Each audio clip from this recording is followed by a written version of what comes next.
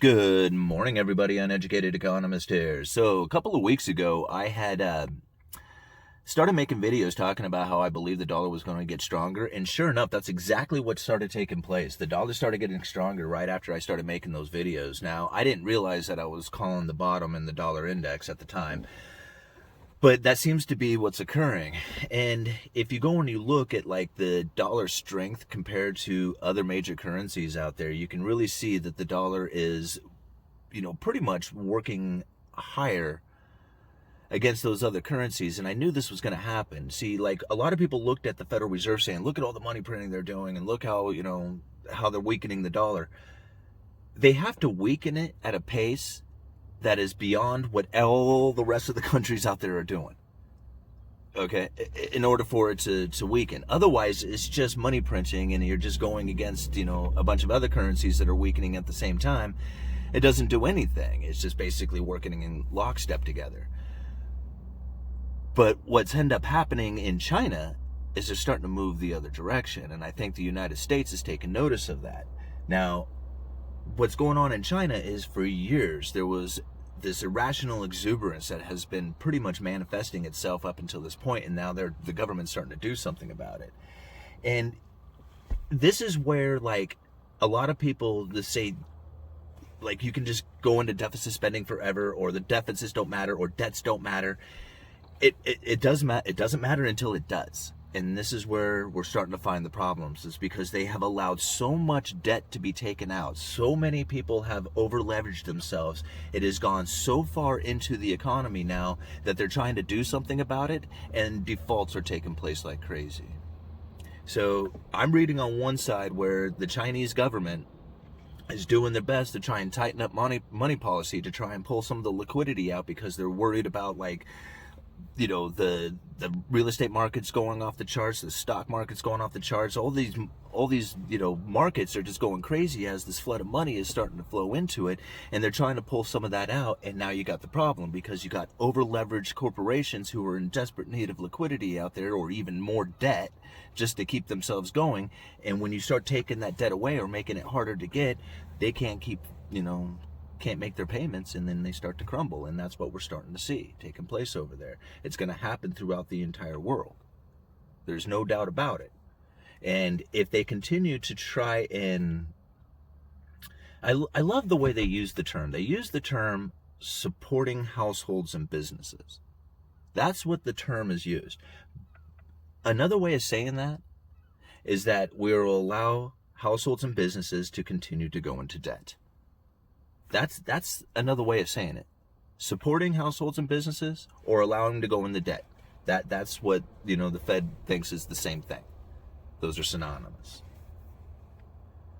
And so it's not support. What it is it's extending the inevitable. It's pushing it out there farther, and it's going to make the pain worse. See, that's the problem with doing this, is that it causes so much pain that the people who feel the most pain start screaming the loudest, saying, look at what you're doing to me. Look at what you're doing by tightening up money policy, by, slowing the economy down. I can't make my payments. This is your fault. This is what you did. Not knowing the whole time that it was their own, I don't even know quite what the word is for it. That word that says that it makes it okay, like that self-justification to take out this debt, to go even deeper, to say it's okay, I deserve this, this is something that, I should do. Nobody out there, nobody understands the idea of saving up and buying something. The idea is just so far off that it's not even conceptually, like, done. I mean, nobody even cares about trying to save up for something. It's all about getting that loan at this super cheap interest rate. And that's how everything out there is starting to be purchased. And the moment that they say, I'm sorry guys, but we cannot continue to give you this money at this super low rate. We're going to have to start pulling some of this money out of the system, because houses will go to $1 million. The stock market, we'll see Dow at 50,000. Well, 100,000, why not?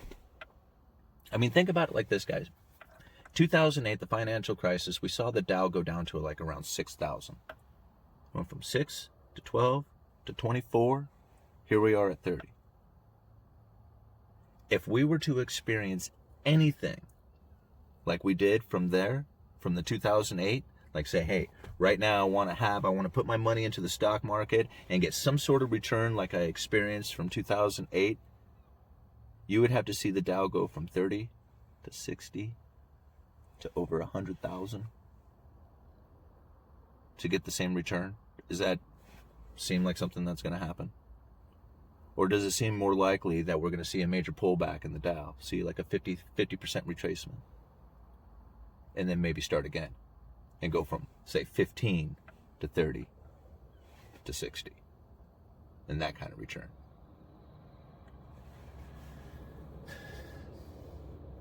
You know, it's funny when I see the narrative out there, when I see the Fed, like all the Fed presidents out there talking inflation, inflation, inflation, inflation, inflation. And everybody out there is just, they know it. It's coming. It's on its way. It's for sure going to be here. And then you listen to the Fed, just listen to the word. When we get that inflation expectation, that's what they're looking for. And they got it. They got the inflation expectation. And now that everybody is in that expectation of inflation, they got that credible threat. Now they got the ability to start doing things with the economy. See, before nobody believed inflation. You had, the Trump administration out there. There's no inflation. They should be printing money, going to negative interest rate. There's no inflation. Now you got like Fed bosses saying, well, if things keep going at this rate, if we got the inflation expectation up like this, we may need to start raising rates sooner than we expected. Really? Are you sure about that? You haven't had inflation for like 10 years. Oh, right. It's not inflation. It's inflation expectation that you're needing. There's a huge difference inside of this. And that's what's going on, is the expectation of things. People are anticipating. They anticipated that there was never going to be any interest rates to ever rise into the future. And here we got the 10-year sitting at what, 1.1? It was 0.5% just, 6 months ago? 7 months ago. Are you sure the interest rates won't rise? I mean, all rates follow the 10-year. Just because mortgage rates haven't followed it yet doesn't mean that they won't. Give it some time. See what happens here. I can only assume that if Biden's stimulus package goes in, that we will see another flood of, money coming in. Probably see the interest rates drop again as the Federal Reserve, steps up their efforts in the money printing department to buy up these treasuries. Front runners, the market out there will try and attempt to front run the Federal Reserve on it. So there's going to be wild rides. The dollar is not going to strengthen up in one shot. It will weaken again, but it is, to me, going to be the last standing currency before that inevitable full-on digital tokenized everything world. And as that happens, it's going to be, I feel that there is going to be a huge demand for the dollar just before that ends, as people need the dollars to either extinguish their contracts or to do whatever trade. If they're going to get out of the dollar, they need to basically get out of the contracts, and as they get out of the contracts, that's going to diminish, it's weird to think, but it's going to diminish the amount of dollars that are out there in the system, which is going to strengthen it even more until it finally goes away. And when it does pop, it's going to go quite the other direction, where the dollar will weaken and nobody wants it. So it's going to go from extreme strength to extreme nothingness. All right, I kind of babbled on there at the end. Sorry about that, guys. I need to go into work again. I'm a little late now. Uneducated Economist, you guys let me know.